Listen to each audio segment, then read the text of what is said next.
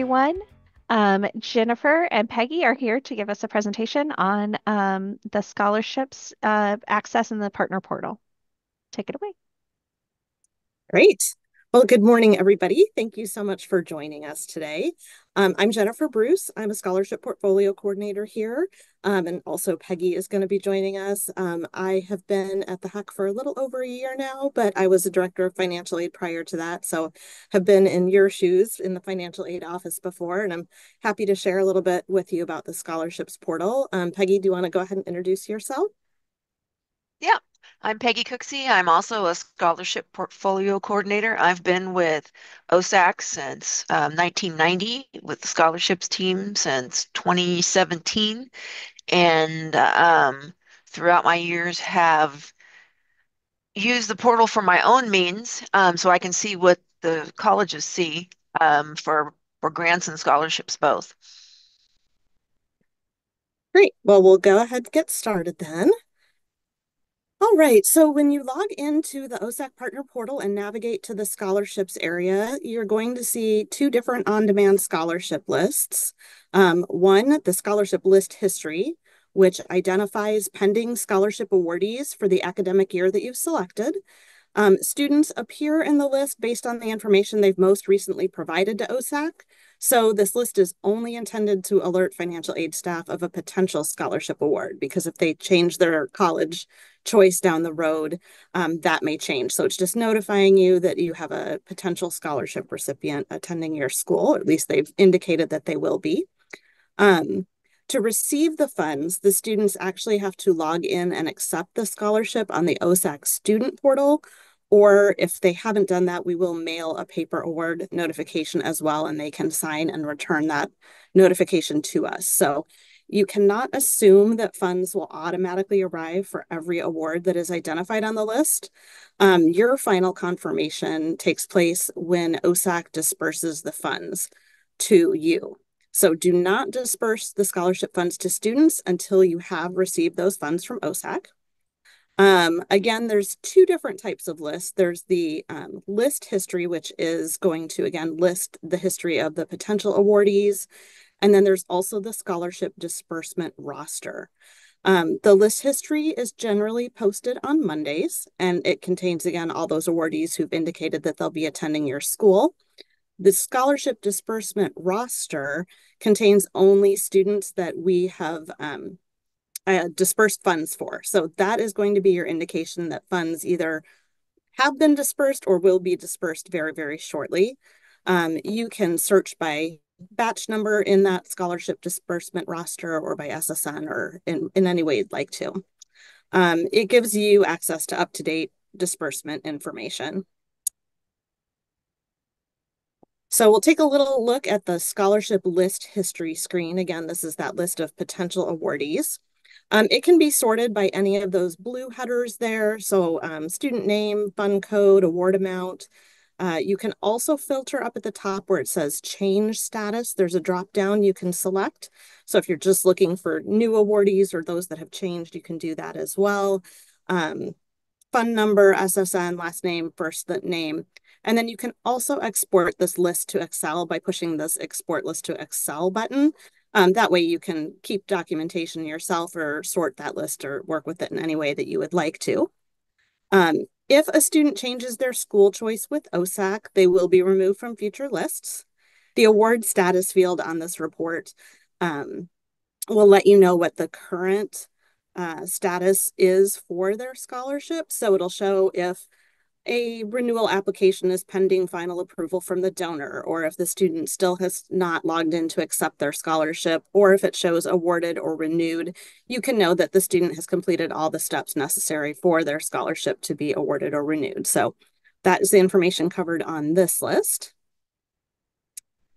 And then there is the scholarship disbursement roster. So this is the other option. Again, this is going to list dispersed scholarship awards for the date range that you specify. So you can search for a specific date range, or you can enter a batch number if you know what batch you're looking for.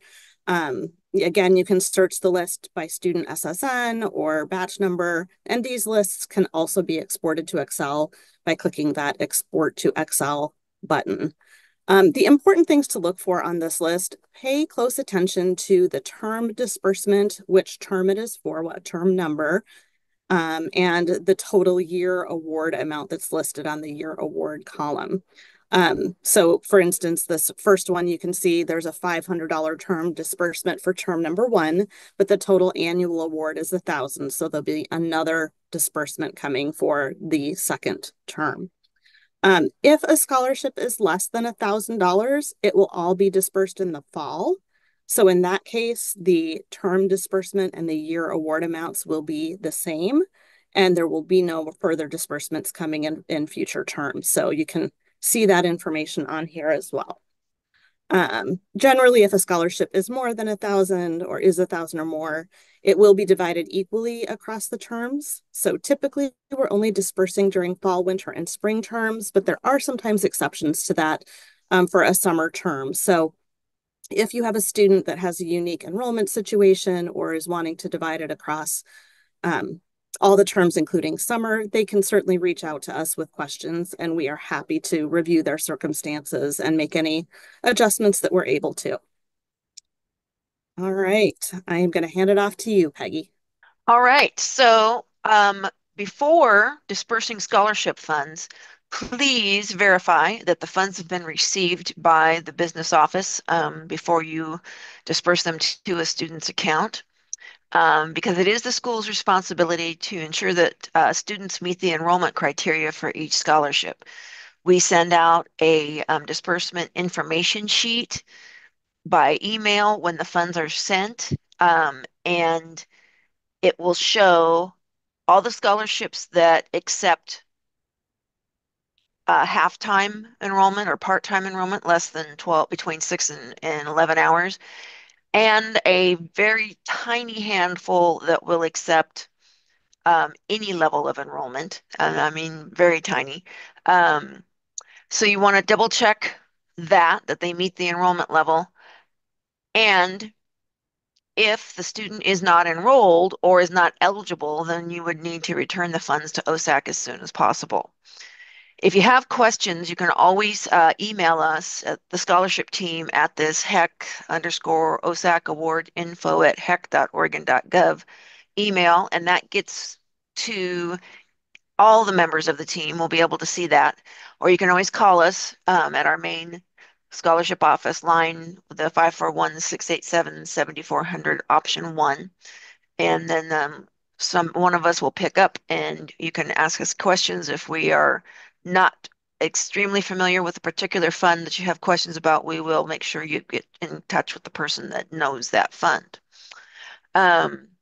If you have a student that's graduating mid-year, is participating in the MECOP internship program, which are the OSU and PSU engineering students apply to, or they're taking a leave of absence, please reach out to us. You can have the student reach out to us.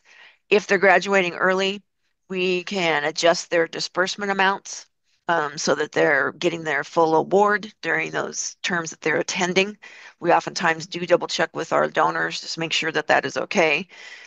If they're participating in the MECOP internship, in which case they would be taking either fall off and doing winter and spring, or taking spring off and attending fall and winter, then we adjust their disbursement amounts for that as well. If they're taking a leave of absence, we definitely want to know, because we can work with the student and the donor to see if we can maybe get them a deferral and they'd be able to use that in the following year. I can't think of any other particular circumstances that we would have that this doesn't cover, but if you run into anything that seems kind of odd, please, please, please contact us. Okay, Jennifer, you can hit the next slide.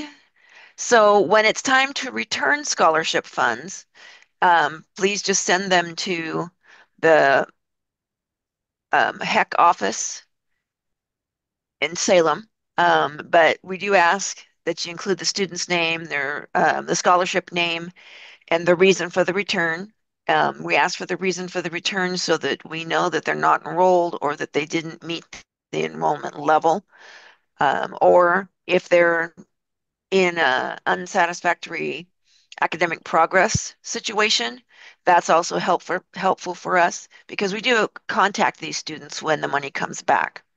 And we do ask that the returns are sent quickly, as soon as possible, because oftentimes the students will have contacted us already and told us, oh, well, at the last minute, I decided I was going to go to PCC instead of PSU, and we may have already have sent those funds out to PSU, and so we want to redisperse them and basically are in a holding pattern until that money comes back to us. I don't think there's anything else on this that's not obvious. Just turn it back. If you need to send us information about a student that has personal identification information, please do not send it by email or by, I can't think of any other way that you would contact us at this point, but by email, because we don't want to see a social security number or a full date of birth. We can generally find a student if we have their full name, and sometimes we may have more than one student by that name, but we can usually narrow it down fairly quickly. And but if you want to send us something that does include a bunch of identifying information, please use the file exchange, which, as you see at the bottom, is where it says folder at the initial login page. And at that point, you can upload a file to us. We would appreciate with scholarships, especially, that you notify us through the award info email or give us a call, because we're not receiving any kind of notification that lets us know that there's something for us in the file exchange. And so that's always helpful for us as well. I think that's it, and we're ready to take any questions that you might have.